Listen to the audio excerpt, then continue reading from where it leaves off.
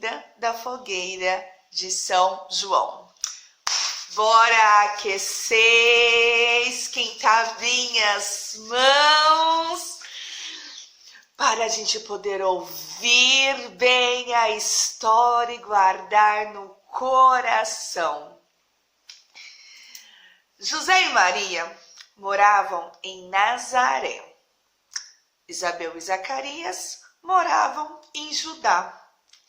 Isabel estava grávida e Maria, sua prima, iria ajudar quando o bebê nascesse.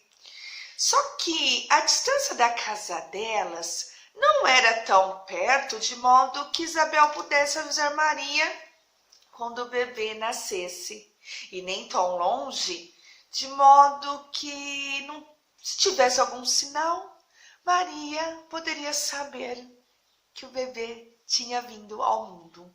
Então assim combinaram.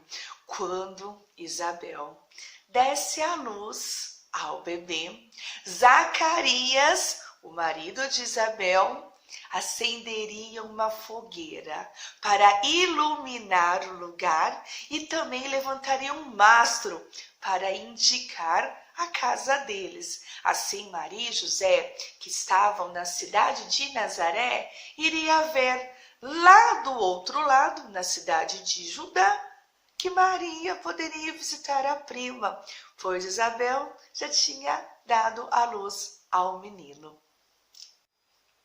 Todas as noites, Maria olhava bem para o rumo da cidade de Judá para ver se tinha algum sinal, algo que ela pudesse ter certeza que o menino tinha nascido. E assim Maria observava todas as noites, dias também, mas a fogueira iluminaria a noite.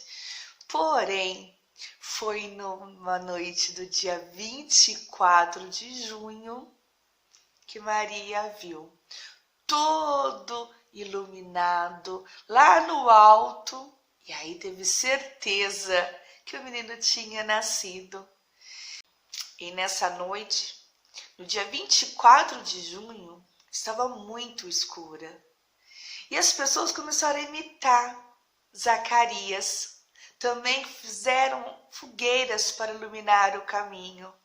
Dessa forma, Maria pôde tranquilamente visitar a prima e ajudá-la a cuidar do menino chamado João Batista, que assim foi designado pelo anjo Gabriel.